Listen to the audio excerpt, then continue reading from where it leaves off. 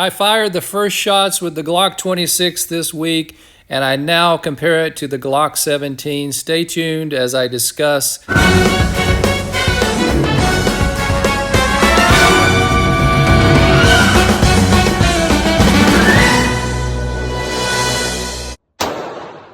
Hi everybody, welcome back for another episode of Glock Talk. I took the Glock 26 to the range this week, and I just wanted to talk a little bit about my experience shooting the 26 versus the 17. I have a lot more experience with the 17, and my shots have been getting better and better with practice. It's a larger full-size gun. As you can see, there's plenty of room, extra ammo down at the bottom here, so plenty of capacity. This is a great home defense weapon. That's what I use it for.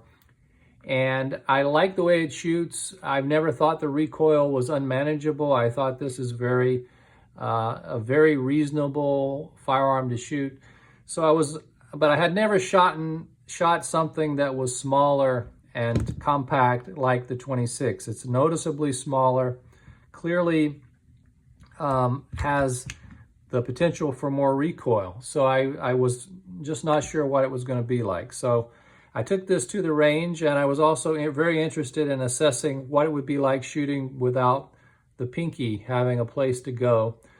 Even though it feels in the hand very much like the 17, I just didn't know how it would shoot. So first shots through. So I like to be open about how I shoot. So this was the 26 shooting here.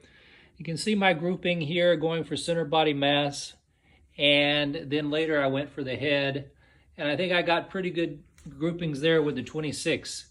And this is at a further distance, so I really put it out there, and I was able to still get a pretty decent grouping for me on the center body mass. With the Glock 17, which I got here, my groupings are similar. I didn't take quite as many shots, but you can see here on the head versus the body, center body mass, and then also here another set, and the head more of a spread. Now this was a further distance, so the further distance I went out, my groups got bigger, but I was still able to hit center body mass and head on most of my shots.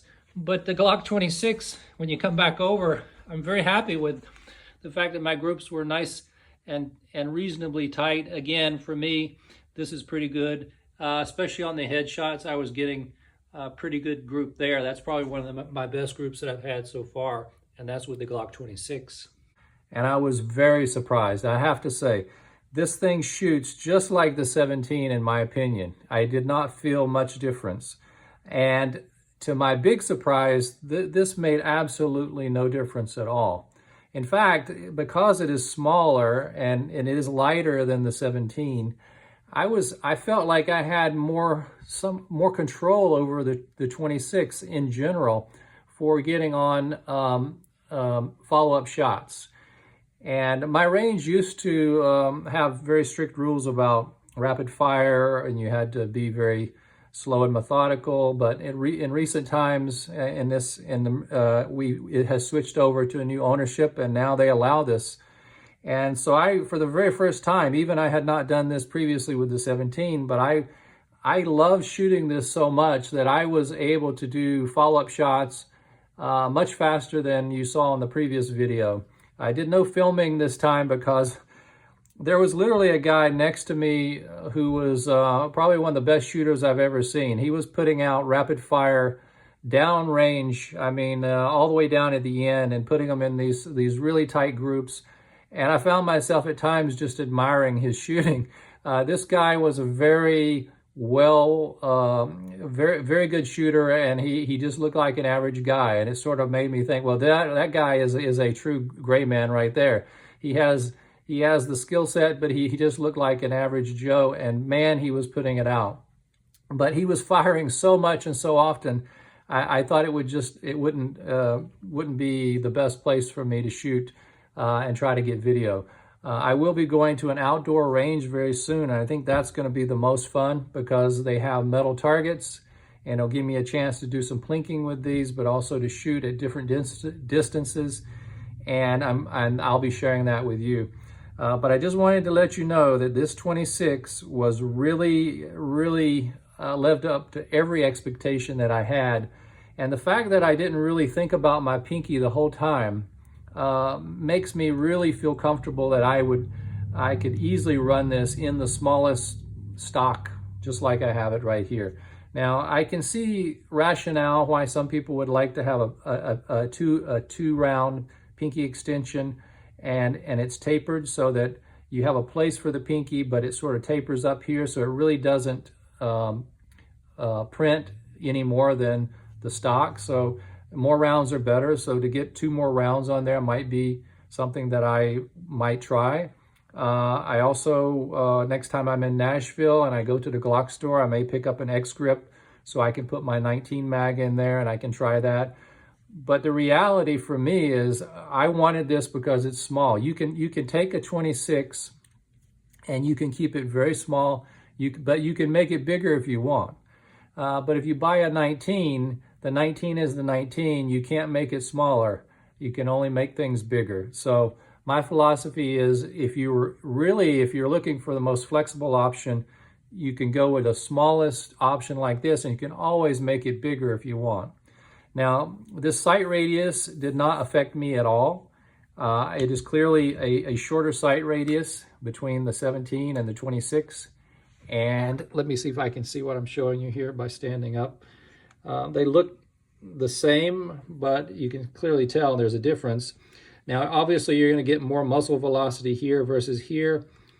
But for all practical purposes, for what I could tell in the shorter distances that I was shooting, and me also not being a professional shooter or someone that can probably take advantage of this to shoot so much better than this, to me, they were negligible differences. So I love the Glock 26. I think this was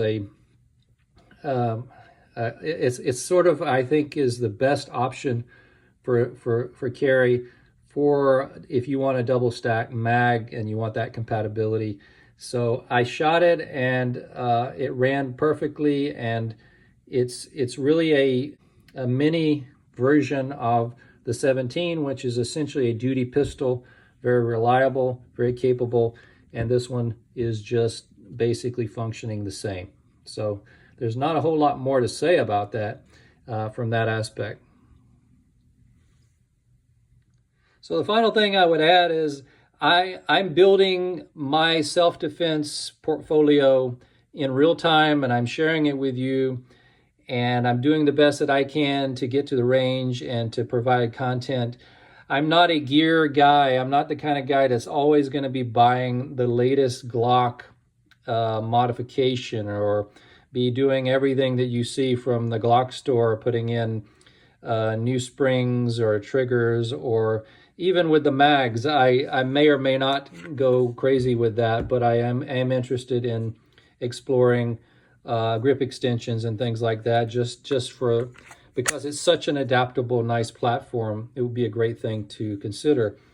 But I love the small Glock, and I think that my point of this video is that I will be exploring holsters and carry options and really the practical aspects of shooting and improving your accuracy and your function, and the things that have helped me a lot.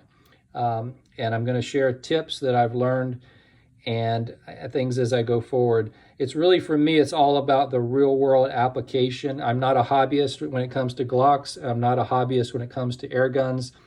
I'm not about collecting. I'm not about showing off. I'm not about selling you anything. I'm not trying to get the latest product and get it out there and encourage you to buy it. Obviously, that is clearly not the case. I went with 2 of the oldest Glocks that have been around forever, but you just cannot deny the quality and the reliability. And doesn't mean that these are the only Glocks that I would use. I certainly have, and may end up getting additional Glocks. I have interest. I may end up getting a pocket pistol. So there's a lot of things that I'll be exploring and sharing. Just stay tuned. Follow me on social media, but also subscribe to the YouTube channel so you don't miss any upcoming videos. Everybody take care. We'll see you next time with another episode of Glock Talk.